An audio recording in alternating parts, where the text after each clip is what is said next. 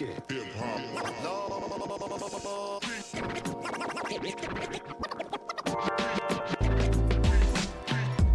Hello, this is Yolanda Murphy, and welcome to this Exceptional Journey podcast, where you will find inspiration to live courageously through adversity, empowerment to live freely despite your past, and ignition to live boldly in your purpose, all by walking the survivor side of life.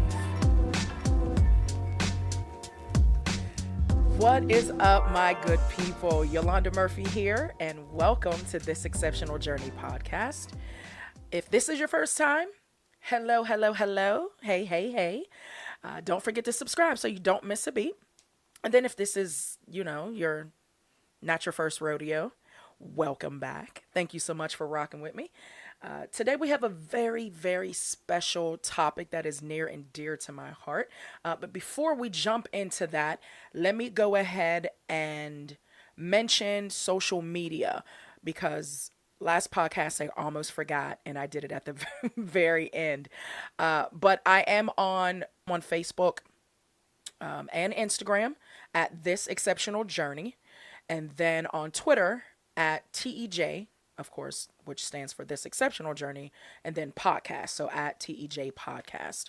So follow me. I always follow back. I love to hear, what you guys think. If you have questions, comments, and concerns, definitely inbox me or comment and definitely let me know. Okay? So, right on into the topic. It is October, as we all know.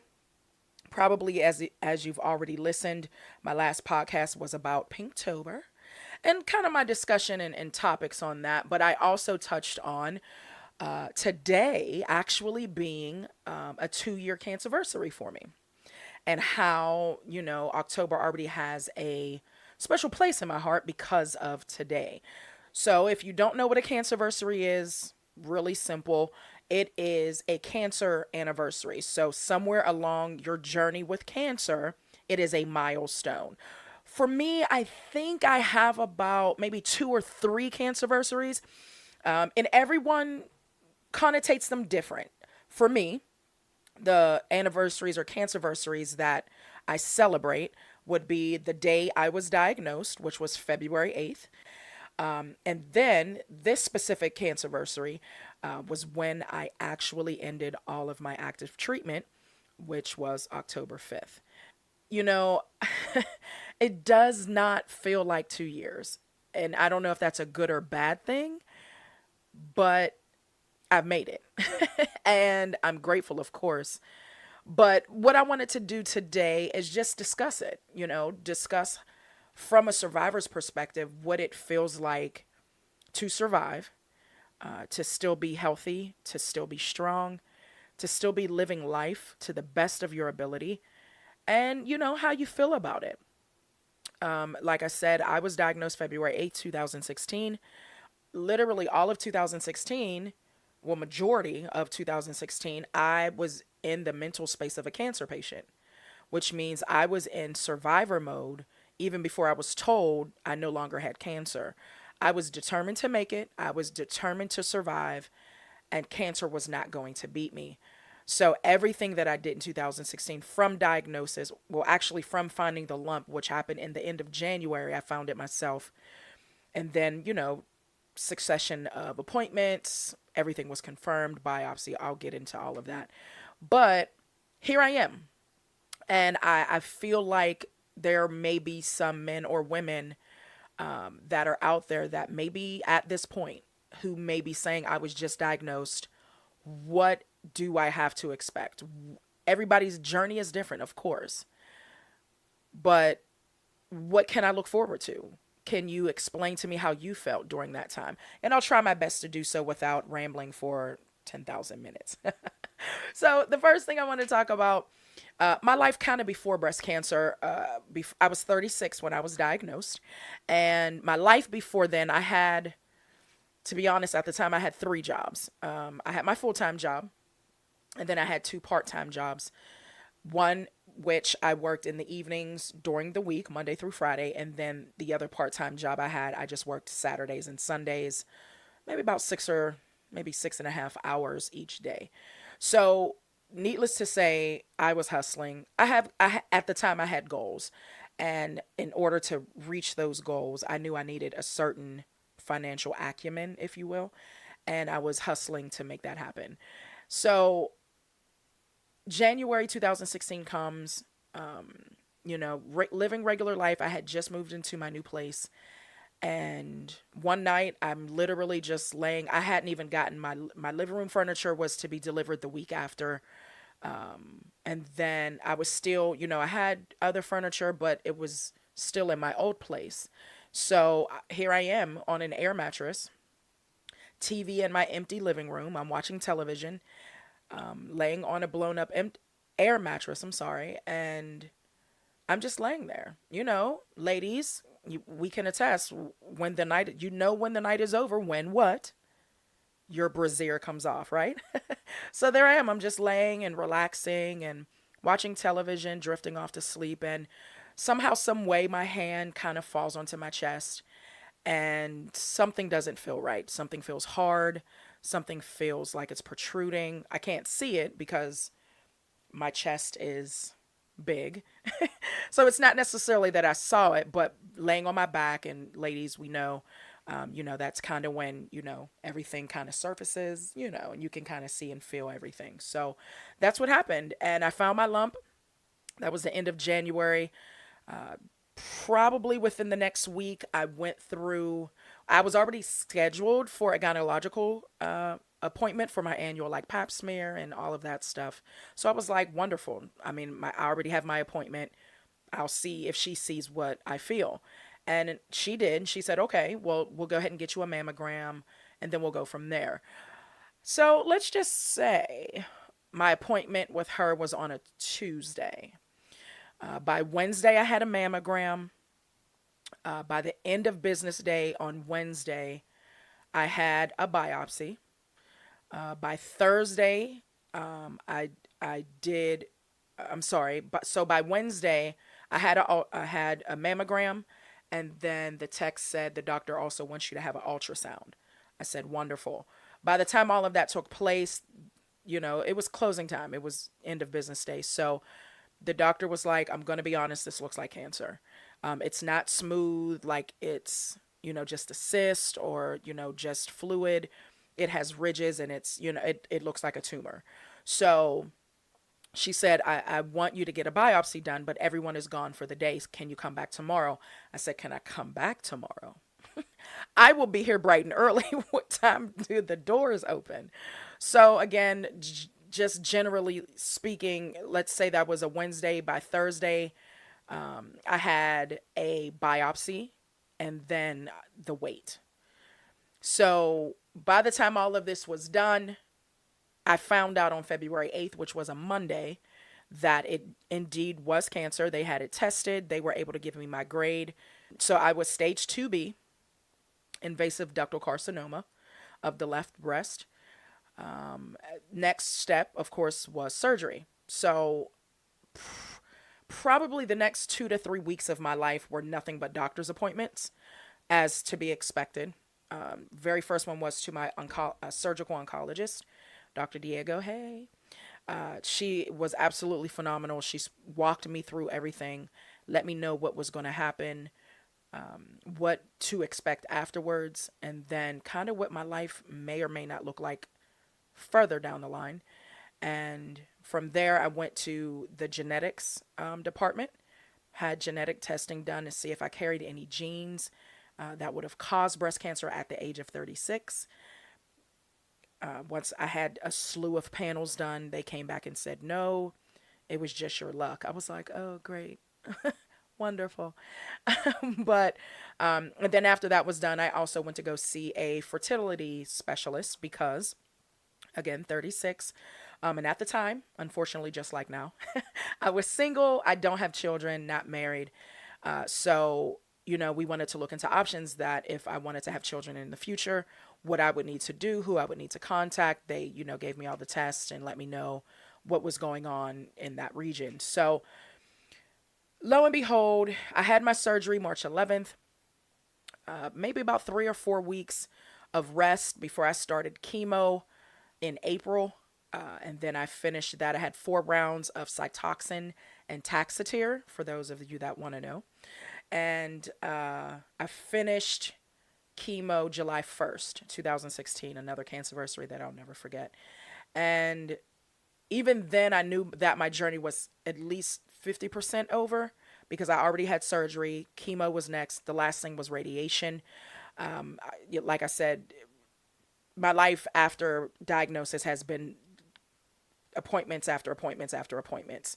And even still now, because as we all know, after you hear those 3 words, you always live with it, even if it's no longer seen in your body. We'll get into that in a second. But so then went on to radiation. I had to take like a little respite in between because, they want your body to get reacclimated to germs and, because your immune system's really low after chemo. And so I started radiation, I want to say the end of August. If I had to guesstimate the date, it's either the 28th or 29th. And October 5th was it. I had 30 rounds of radiation, 5 weeks. I believe it was 5 weeks, no, it wasn't 6. I think it was 5 weeks. And like I said, I walked out of my local hospital radiation department and had no idea what my life would shape into after cancer, because up until that point, they had prepared me for living through this step, through this process, through getting through radiation, through getting through chemo. And then it's almost as if, almost like high school, for lack of a better phrase. They prepare you for the world, but once you graduate, it's just like, okay, good luck with whatever you do. You're out of our hands now. And I mean, of course, no one made me feel that way, but I mean, that's kind of abruptly how it is. You live 7 to 10 months of your life in this year, a cancer patient. And when it's over, they say, oh, you're good. Like, I think maybe a week later, I saw my medical oncologist again, and he did some blood work and, he did all of that. And then that was the official from him specifically. Oh yeah, you're good. We don't see any cancer in your body, blah, blah, blah. And I was like, great. And I literally, I mean, to me, to be honest, if I have to be honest, it wasn't really a sigh of relief. I mean, of course, I was grateful I no longer had the disease. I'm not talking about that side of things. I'm not talking about, fighting and then winning. I'm not talking about that because I won. But I'm talking about life afterwards. They don't tell you how to do that. Almost like, again, in high school, they never taught us how to write checks. I mean, if your high school did, more power to you. They didn't tell me how to balance a checkbook. I mean, I went to a really, really great school. But I'm just saying high school doesn't prepare you for all things in life. And that's kind of how I felt about this process, is you prepared me to survive, but that was it. So say all of that to say, before breast cancer, I was busy, very active in my church, very active in my community, very active working. And I'm a big family person, so always spending time with my family and friends, to living all of 2016 basically trying to survive. I didn't work. I still worked my full-time job, but I ended up working from home. And I was so grateful for that, especially during chemo time, because of course, my immune system was compromised. So, they were like, no, just work from home, work when you can. I mean, I had FMLA if I needed it, but I was determined. And I don't know, ladies and gentlemen, let me know out there if you've ever gone through chemo or radiation. I was just determined to be as normal, I hope you hear my quotes, as possible. Not necessarily because I thought what I was going through was normal, but something you have no control over, like cancer, you want to try to control as much as possible. So, I was trying to still work and didn't do much. I don't work a job. I work for a healthcare company. So I don't lift anything. I don't do anything physical. I actually sit for like 8 hours a day unfortunately. But so I was able to work, and I had a very understanding manager. There were some days after chemo, I would be like, I just don't have the strength. And he would be like, okay.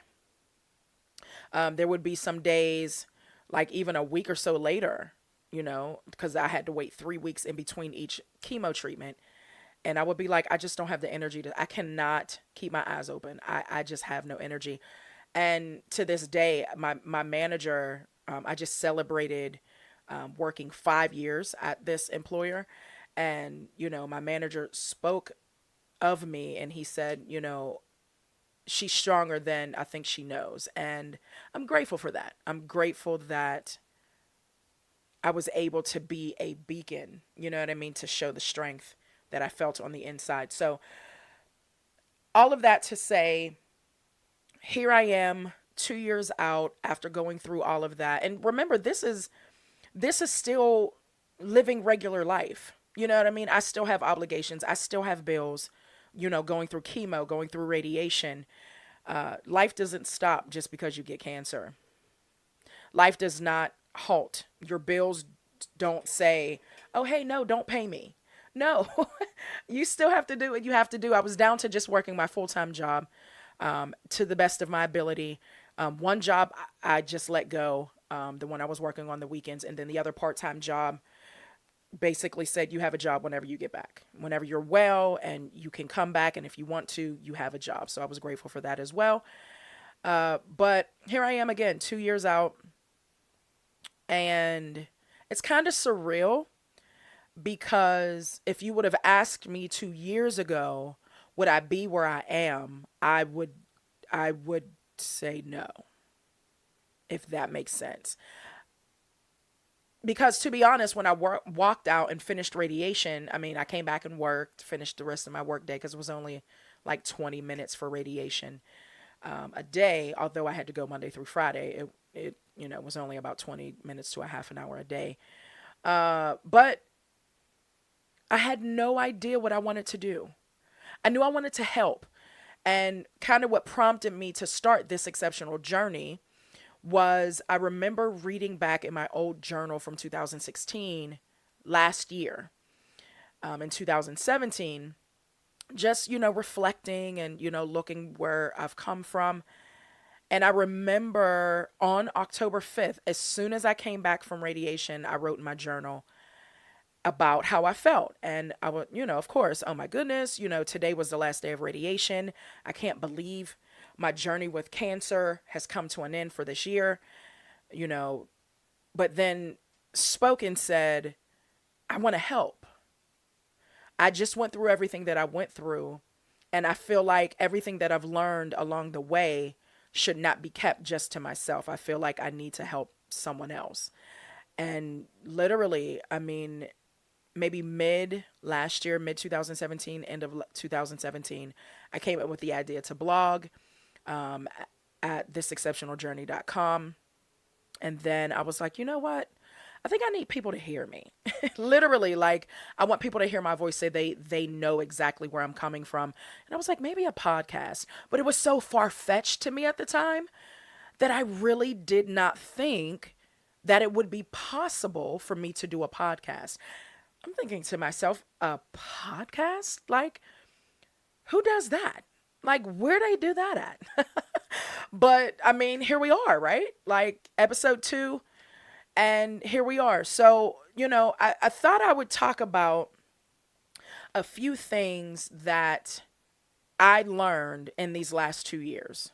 A few little tidbits I thought I could give someone out there who may be going through still radiation or chemo or surgery, or, maybe be on maintenance medications for metastatic.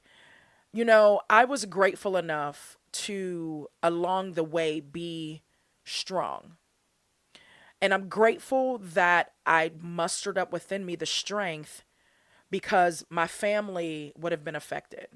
My mom and my dad, my brother, my the rest of my family, my friends that I consider family. I had to be strong not only for me but for them. And although again I don't have children, My family is my life. You know what I mean? My friends that I consider family are my life. So just thought I would come on and just talk about a few things that I learned. Not necessarily because I'm an expert, not necessarily because, my journey trumps or tops anybody else's journey, but one phrase that I've definitely learned to live with over these last 2 years is that my experience makes me an expert at my story. So your story is completely different. I know some people that did chemo first and then surgery and then radiation. I know some people that did, surgery like me and then radiation and no chemo. Your story is going to be your story, but I can only be the best at telling my own. So, just a few things that I thought that would, help someone along the way that may be facing this, or to be honest, any other situation in life, because cancer is not the only thing we fight. How many how many people know that? There are so many other people out here. I mean, how many times we have to turn on the news and we see bad things happening because people don't know how to process emotions or things that they're going through. So this is not just for cancer patients. This is not just for someone that has gone through specifically breast cancer, but these pointers or tips that I'm going to give are for people who are like, dang, like I've gone through this. How can I make it out? How can I be better? How can I see the light on the end at the end of the tunnel? I'm so glad you asked. So, one of the very first things that I learned and very quickly was that life is too short. You know, life is too short to be so serious. Now, I'll tell you right off the bat, growing up, I mean, I wasn't a serious child, but I was very discerning of people. And as we go through these podcasts, you'll understand why as you get to know me. But I was a very discerning child. I was not very trusting. I was not very, oh, hey, I love everyone. That was not me. And for good reason, to be honest. And again, we'll discuss that maybe in another season of the podcast. But so into my adult years, I mean, I've always been fun loving. I've always been, kind of the life of the party, the clown of the class. And I've loved that. But when it comes to people, I'm like, how are you? Oh, good to see you. All right. I will check you another time. But I say that to say I was always serious especially when it came to being out, in public places or, being with friends or being with people that I don't know. I was always serious. And sometimes still now I have to catch myself. But, people would say to me, why are you so serious? You're too pretty not to smile. Or, life is, too short. Life is too good not to smile. And I would say, you're right.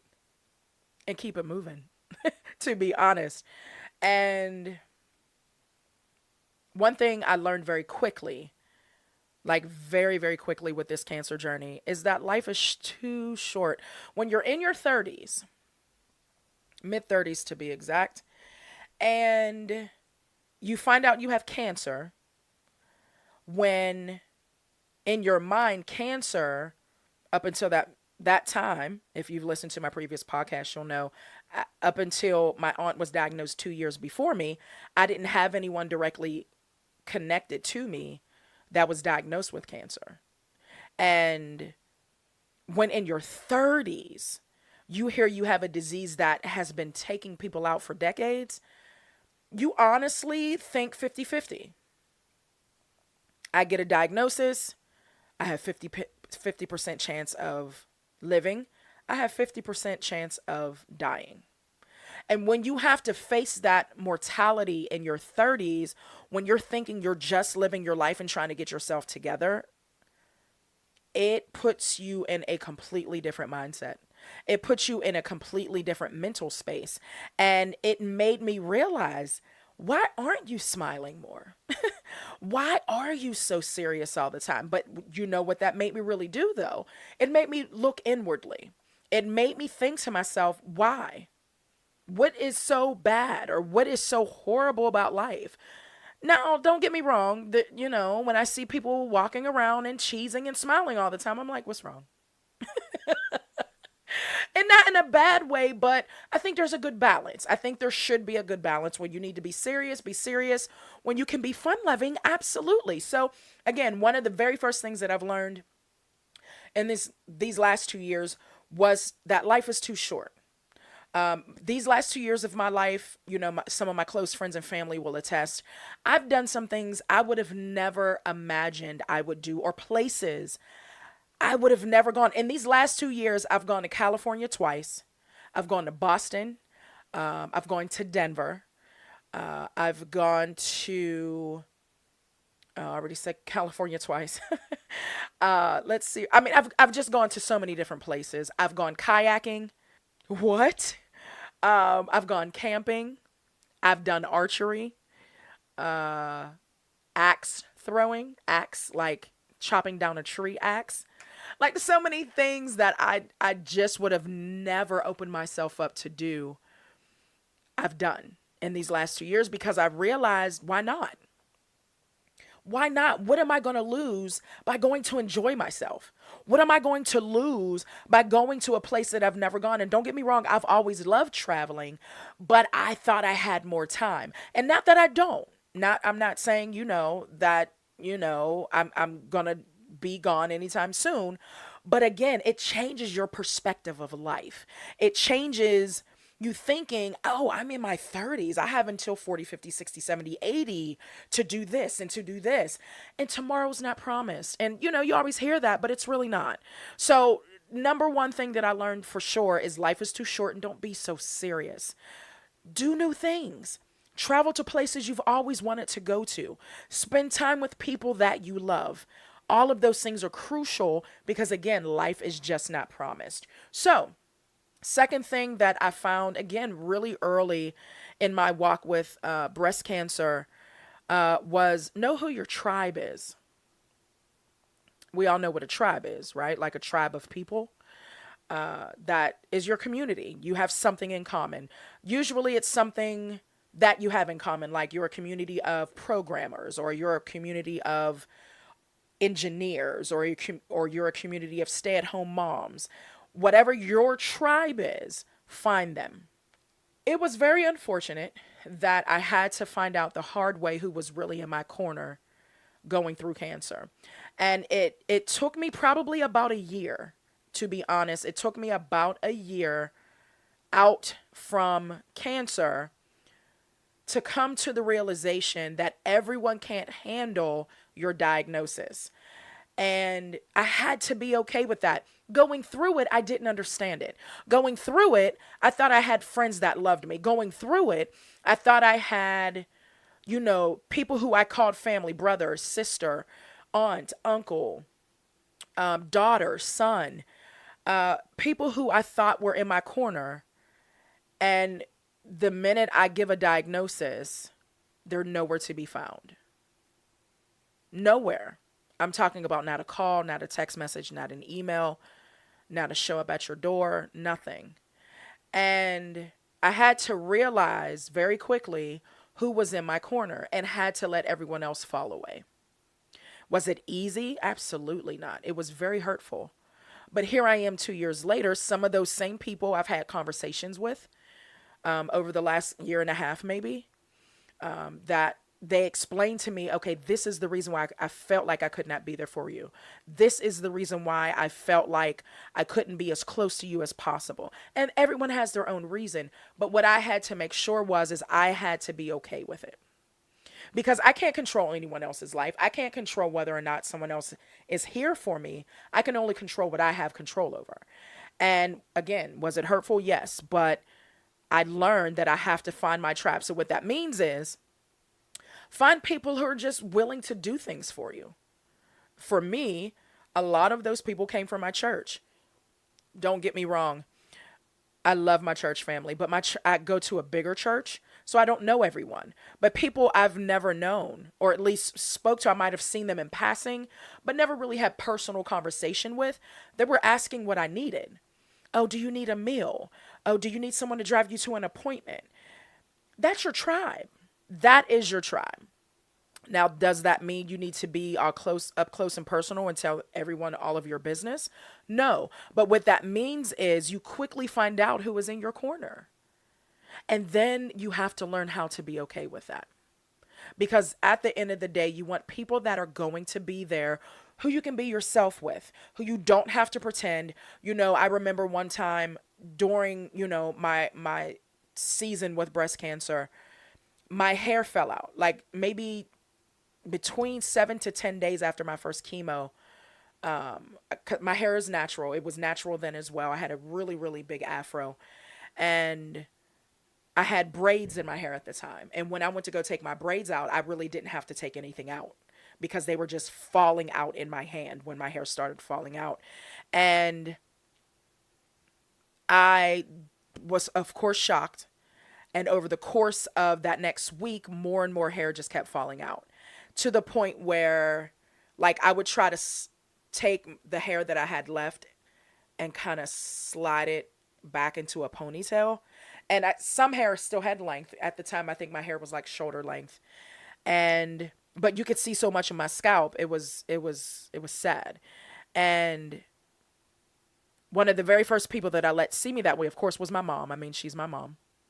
But then was my cousin, who was actually styling my hair, my natural hair, right before it fell out. And I asked her, I said, can you just buzz cut me? And I remember the very first time that, because I was walking around with a hat on, I was walking around with wigs on. And the very first time she saw my hair like that, I think she held it together for me. But I could see in her face the devastation, or I could see in her face the fear or the sadness for me.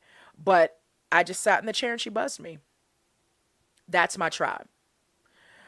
Someone who was strong for me when I didn't even feel like I could be strong for myself. That is your tribe. And you can actually find it. I mean, if you're here in my city, here in Pittsburgh, we have a couple groups. I mean, first of all, there's Young Survival Coalition.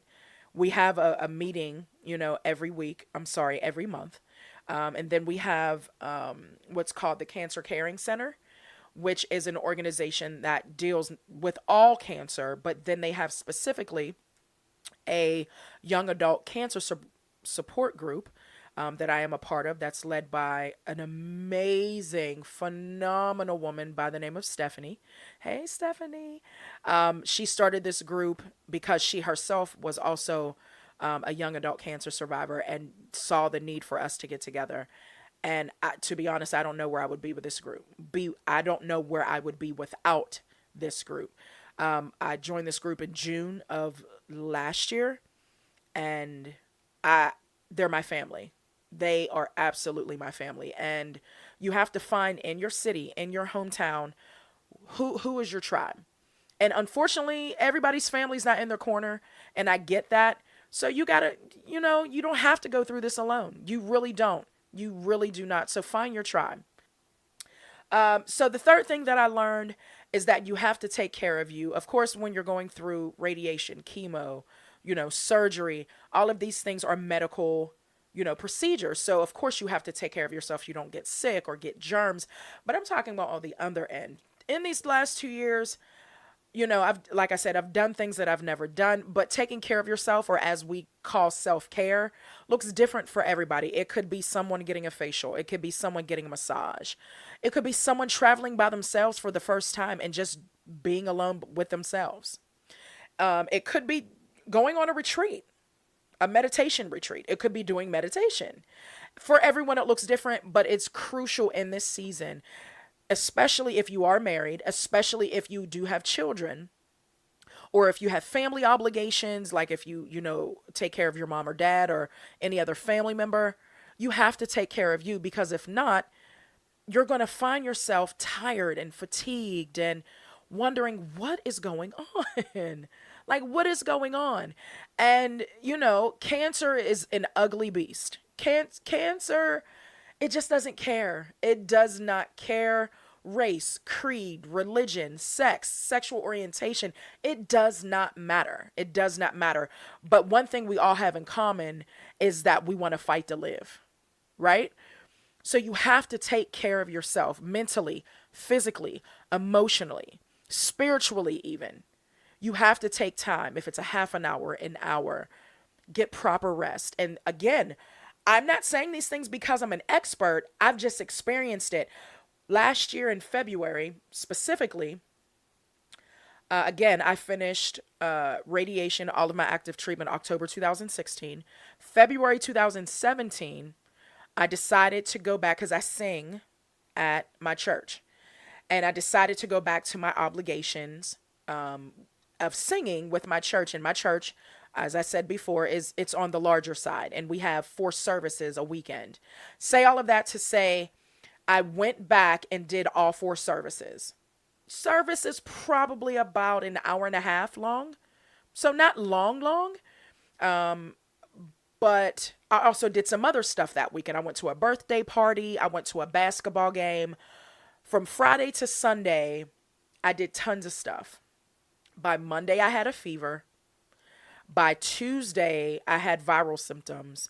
And by Wednesday, I was not able to work because I pushed myself way too hard, because I was not listening to my body, because I was around all germs and other people. I did too much. And it was because I wasn't taking care of myself, because I was not paying attention to my body. And it is crucial.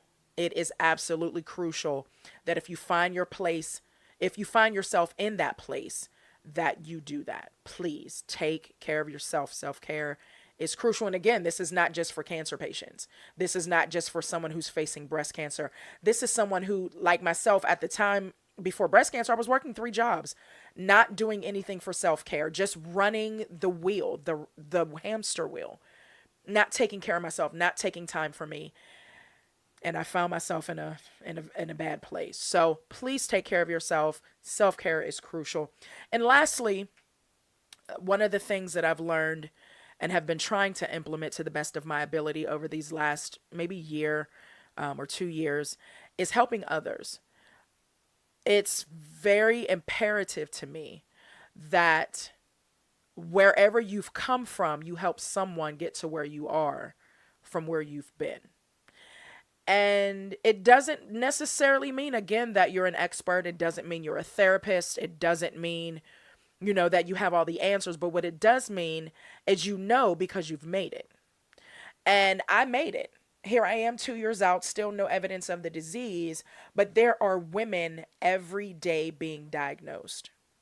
Every single day. And if I'm more specific, there are young women and men being diagnosed every single day that I can reach out to or touch and say, hey, if I made it, you can make it. Let's do this. This is what it looks like. This is what you have to look forward to. This was my journey. Yours may be a little different, but we had to face the same beast. We did. So I in October again of 2016 was determined to do something. I applied for a couple, programs. I connected with Young Survivor Coalition February 2017. I went to their conference, myself and my mom, just as an attendee, and had a phenomenal time. I was in a room with people who understood where I was, so I didn't have to pretend like I was strong, if that makes sense. And it was phenomenal. It was amazing. So that was in February last year. And then I said, you know what? I want to help someone else. So I applied to Living Beyond Breast Cancer. They have a young women's initiative. And within that young women's initiative, they have a young advocate program where they train you to be an advocate if you're a young breast cancer survivor. I applied and got accepted. And in July, I was in Boston getting trained to be a young advocate.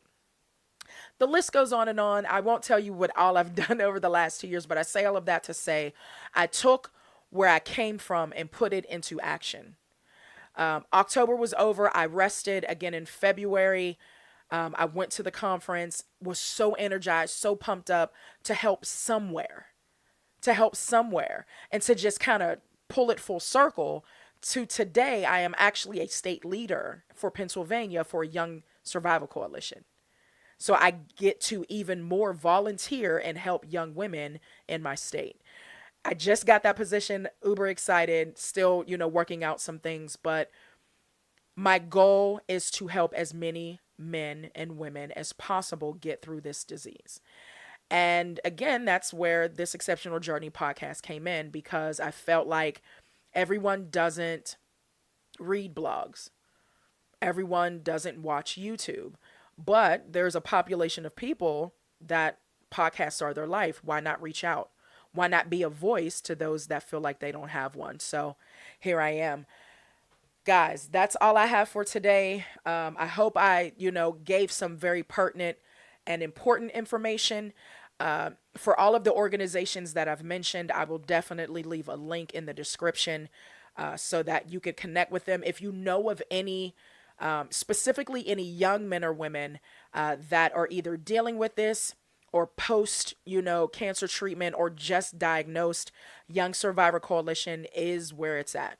Young Survivor Coalition helped me through a time where I had no idea what was going on with my body, what I was going through next. I mean, doctors explain it from a doctor's standpoint. That's their job. But Young Survivor Coalition, they have navigators that you can, reach out to young men and women with. Phenomenal. They were a very, very big reason why I am where I am today, and felt confident in knowing that I can make it. And then, if you know of anyone that's not young, but still, surviving and thriving, whether it's metastatic or even young, Living Beyond Breast Cancer is another great organization that I'm connected with. I just finished my young adult term, which is a year, in July, and now I'm an alum, so I still get to be tied to some amazing and phenomenal people. So again, I will leave those links down in the description box below. If you have any questions, comments, concerns, definitely let me know. Either inbox me, comment, tag me, let me know what you think. We're in this together. And again, we're talking about breast cancer today, but it could be mental health tomorrow. You know what I mean? We're all in life together to make it, to thrive. And we only do that by helping one another. No man is an island. We're all here to be and help one another. So I hope anything that I've said has helped. If you need any further information, definitely let me know. Like I said, for those specific two organizations, I am still connected. Thank you so, so much for sharing this 2-year Cancerversary with me. I am elated to still be alive and well, still be in health and strength.